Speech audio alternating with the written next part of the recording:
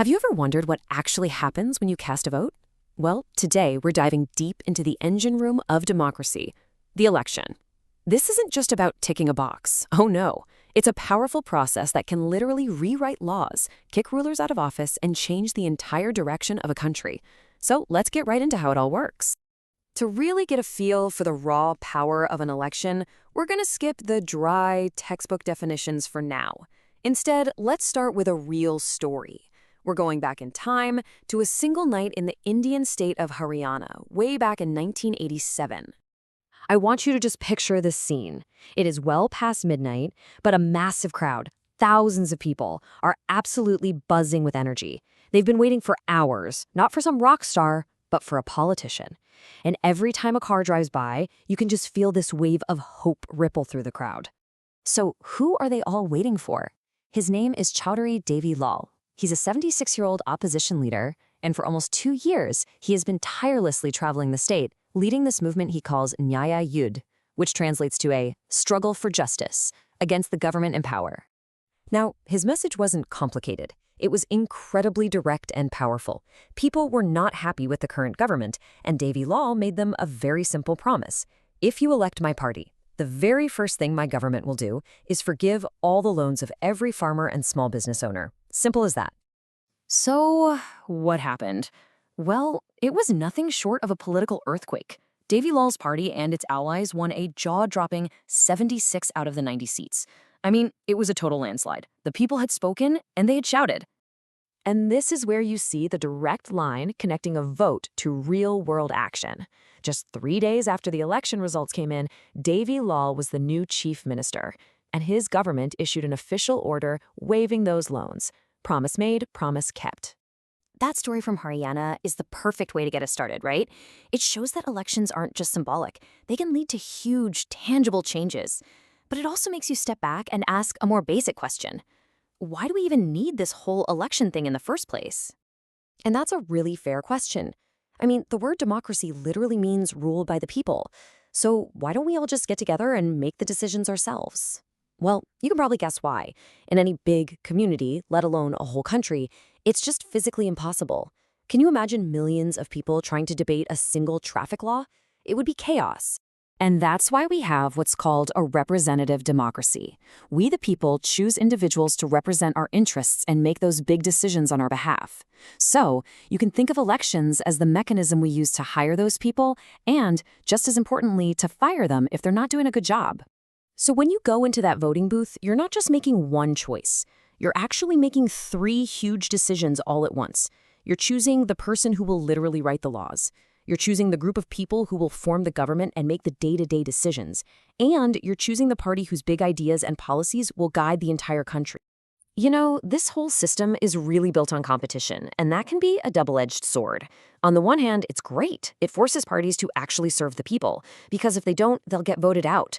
It's like a shopkeeper who has to provide good service to keep customers coming back. But on the other hand, this constant fight for power can create deep divisions, lead to dirty tricks, and make politicians focus on short-term populist promises instead of sensible long-term policies. Okay, but competition only really works if the game is fair. So how can we tell the difference between a real, genuine democratic election and one that's just, political theater? Well, it turns out there's a kind of checklist, a set of minimum conditions that any fair election has to meet.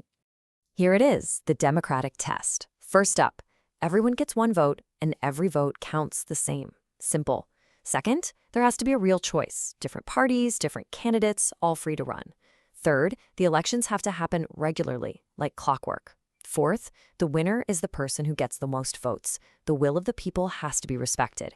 And finally, and this one is so important, the whole process has to be free and fair so that people can vote for who they truly want without being scared or pressured.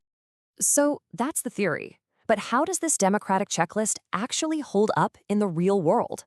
Let's zoom in on the absolute giant of elections, India, the world's largest democracy, to see how these principles are put into practice on a massive scale. First thing you need to know is that the entire country is divided up into what are called electoral constituencies. You can just think of them as voting districts. For the big national elections to parliament, India is carved up into 543 of these areas. And in each and every one, the voters elect one person to represent them.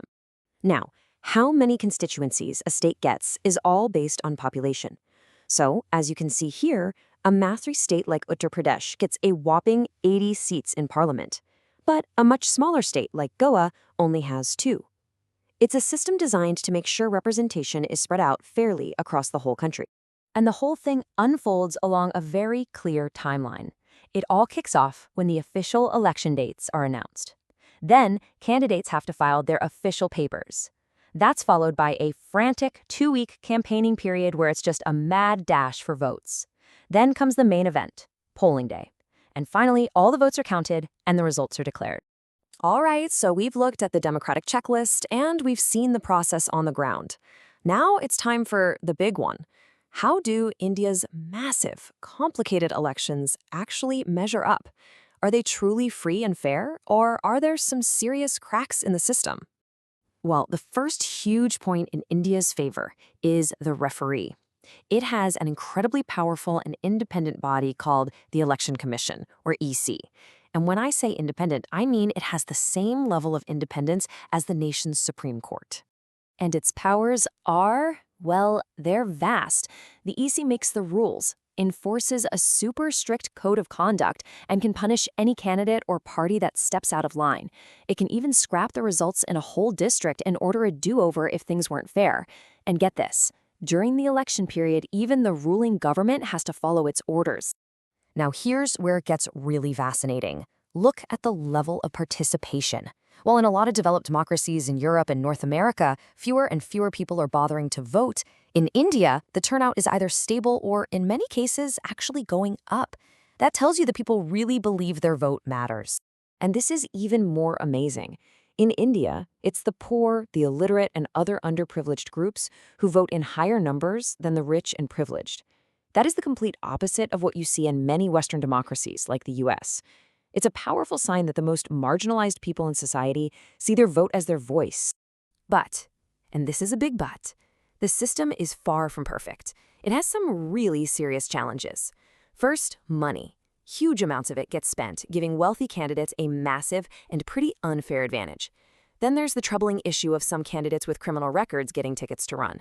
On top of that, a lot of people feel that a few powerful families dominate politics, and that sometimes the major parties start to look and sound so similar that there's not much real choice on policy. So what's the final verdict? Well, India's election system is, at its core, democratic. The results generally do reflect what the people want, but it's also deeply and undeniably flawed. The process is under constant strain. And that brings us to the final and most important question, a question for all of us. Knowing its strengths and knowing its weaknesses, what is the role of the ordinary citizen in pushing this imperfect system to be better? That's a question only you can answer.